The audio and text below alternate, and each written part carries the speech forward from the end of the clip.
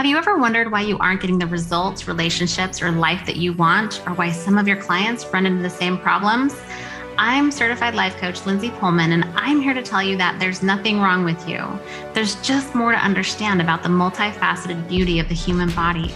I believe that being trauma-informed is an essential standard of care for coaches, and I'm here to support life coaches who recognize that there is so much more than mindset work when it comes to supporting ourselves and our clients responsibly. So glad you're here. Come on in.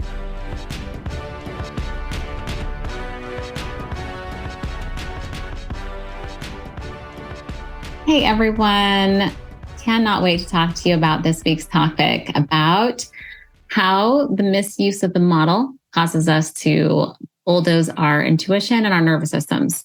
Now, who votes that thought work can be the bomb? And yeah, maybe I'm aging myself by saying the bomb, right? I think thought work can be so helpful to see patterns in thinking, feeling, behavior that are leading us towards the life that we want and the life that we don't want, right? I know it helped me so much when I was coming out of, my kind of depressive experience with my husband, non-functioning due to anxiety and depression, recovering from his childhood trauma, both of us healing from betrayal trauma for him because of his new awareness of being sexually abused as a child. And for me, my betrayal trauma around his porn use, him lying to me about his porn use. Okay. So thought work was really, really pivotal. I will say that thought work was really, really pivotal for me and my husband, especially after spending some time in therapy, working through the stuff that we were working through. And, what I want you to see is that with any good thing, if we don't open up to the multidimensionality or multi-layered approach or usefulness, non-usefulness of any good thing, sometimes we can get ourselves into a little bit of trouble, especially when we consider our conditioning or socialization of women, which I will get to a little bit later. Okay, so enter any linear model that is propped up in, your coaching arena or coaching space as the tool, opposed to a tool to get you everything that you want. This tool can be incredible. These linear models can be really incredible to help us facilitate our taking responsibility and supporting us in getting the life that we want. And y'all, I'm 100% for you getting what you want in your life. I think that desire is God-given, source-given, depending on your religious beliefs. The problem, in my opinion, lies largely in stating that this tool is the tool to get you everything you want. It leads us to bulldozing our nervous system over and over again. It can lead us to bulldozing our intuition as well. And I'll get into the differentiation and teasing this out a little bit later.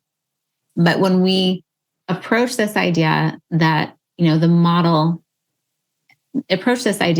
without taking into consideration the idea of multidimensionality, it's a problem because when you're a part of that sliver of the human makeup that is currently generally, let's say pretty grounded in the moment, and you learn about the model and it really, really resonates, what happens is that it can serve you in the short run to get you some serious results.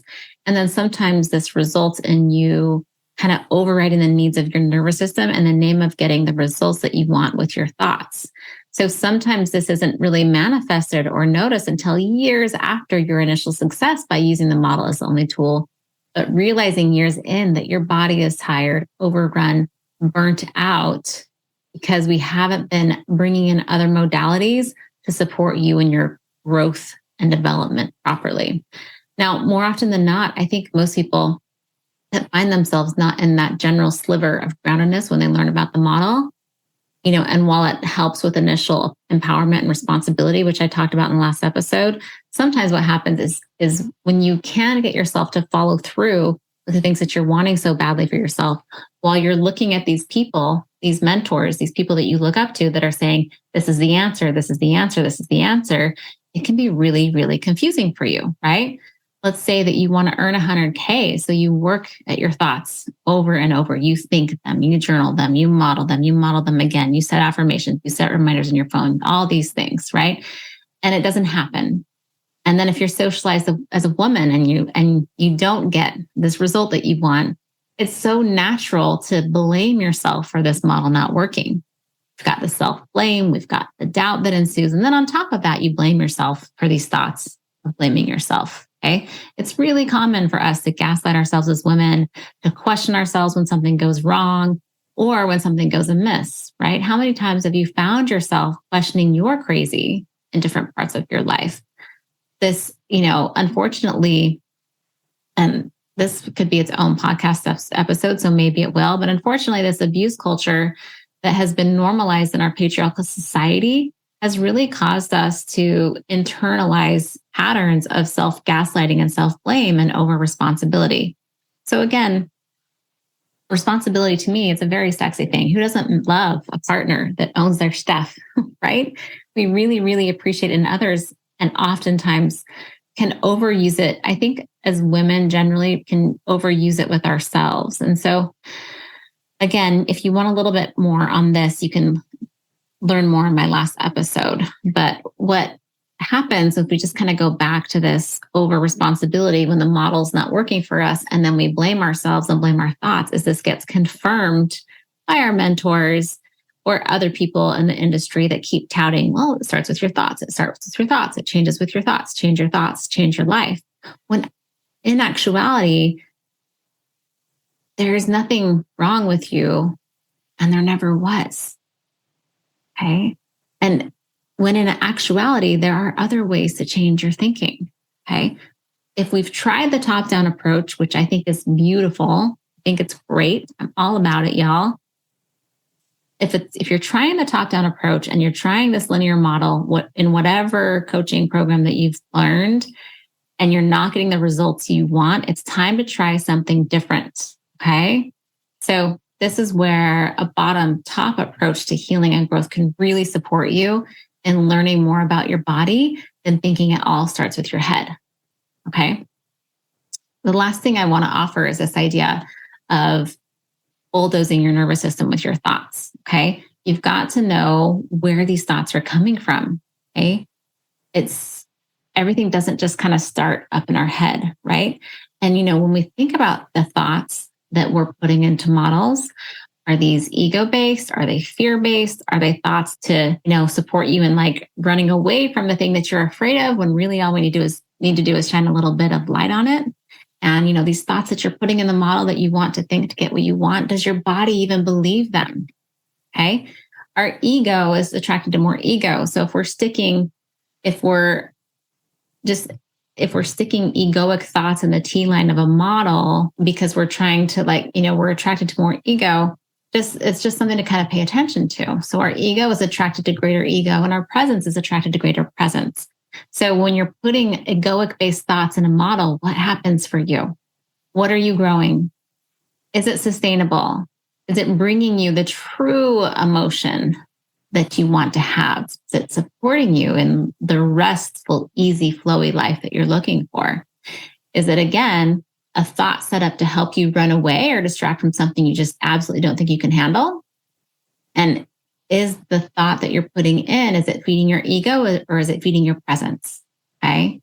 If your body or nervous system isn't on board with the thoughts that you're choosing to try to believe, it may work for a short term. And if we're not looking at our body and listening to what's there, the unconscious programming in your body will, with time, usually override unsustainable affirmations that you're offering up to your consciousness. Okay. So this is why a whole bodied approach to healing, growth, and manifestation is paramount. We want to have our body and our intuition on board as a guide, not something to ignore. If we want to live that life of freedom and joy and openness, abundance, love, and peace it comes with befriending our body, not ignoring it. It comes with befriending our knowing and our authority and our intuition, not diminishing or discounting or discarding it. Okay. And this is the approach that we take in relationship trauma certification for coaches.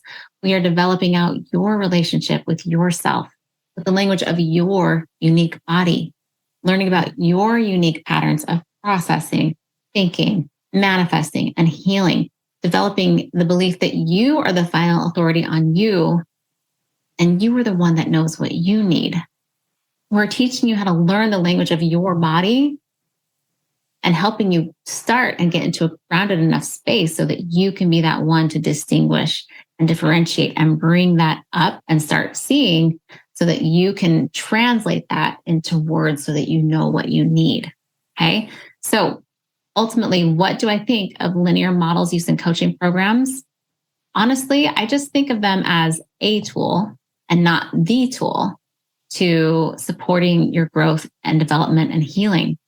Honestly, if you just change that word, instead of saying the model solves everything, what if it's the model is a tool that can solve a lot of things? The model isn't the tool, it's a tool.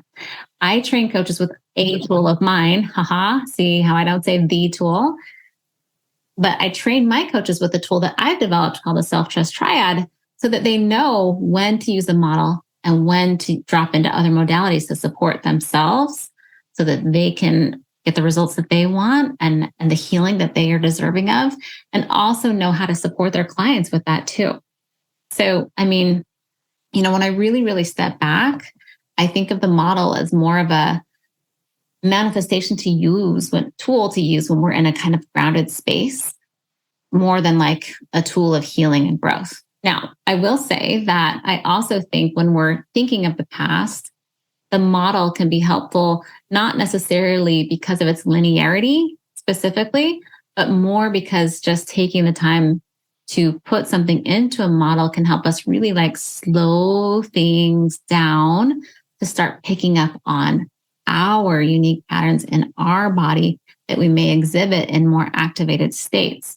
So with this, it's more about slowing down and learning more about that think, feel, act cycle to get more clear on your patterns. Then again, that straight up linearity. But I think that's where we can use that model when we're thinking about the past. If we can use the model, if we can just get out of judgment, get out of shame, get out of blame, and just get into curiosity when we're looking at the past, I think slowing things down just to start seeing a cycle and being in a really loving, accepting space and not a judging space, I think it can be helpful as well. Okay.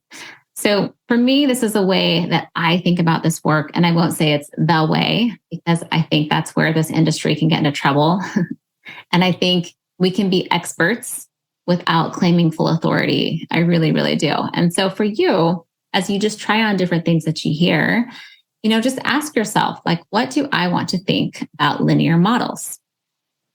How can I use, if there's a specific model I've been using for me, how can I use it in a way that serves me and my body and really supports my healing and my growth and development in a way that works for me? Okay. So I hope that's been helpful for you. I think a big thing is just kind of anytime we can get out of these all or nothing, either or non-nuanced spaces, we can really kind of dive into what the reality that we're all in our own nuanced space. All right. Have a wonderful, wonderful week. Talk soon.